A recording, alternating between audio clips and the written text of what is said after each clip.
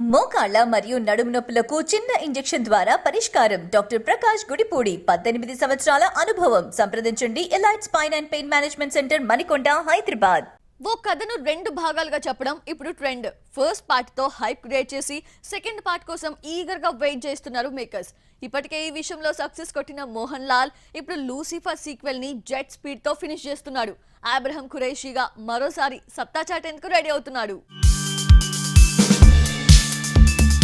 మలయాళ super star Mohan Lal హీరోగా Prithviraj Sukumaran direction లో తెరకెక్కిన పొలిటికల్ థ్రిల్లర్ లూసిఫర్ 2019లో కేరళలో విడుదలైన ఈ మూవీ బ్లాక్ బస్టర్ గా నిలిచింది.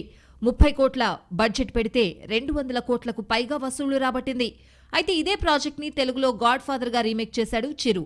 ఇక లూసిఫర్ ఒరిజినల్ వర్షన్ ని ఓపెన్ ఎండింగ్ తో ముగించిన పృథ్వీరాజ్ ఇప్పుడు సీక్వెల్ గా లూసిఫర్ 2 ఎంపురాన్ని తెరకెక్కిస్తున్నాడు. లూసిఫర్ 2 షూటింగ్ ని ఎప్పుడో మొదలుపెట్టాడు మోహన్ లాల్. ఇప్పటికే 60% వర్క్ ఫినిష్ అయినట్లు తెలుస్తోంది. ఫిబ్రవరి నుంచి దుబాయ్లో కొత్త షెడ్యూల్ స్టార్ట్ చేసేలా పృథ్వీరాజ్ సుకుమారన్ ప్లాన్ చేస్తున్నాడట. ఫస్ట్ పార్ట్లో నటించిన మంజు వారియర్, టొవినో థామస్, ఇంద్రజిత్ సుకుమారన్లు కూడా సీక్వెల్లో కనిపించనున్నారు. మొదటి పార్ట్ ని మలయాళంలో మాత్రమే రిలీజ్ చేసిన డైరెక్టర్ సీక్వెల్ పార్ట్ ని పాన్ ఇండియా రేంజ్ లో విడుదల చేయబోతున్నాడు.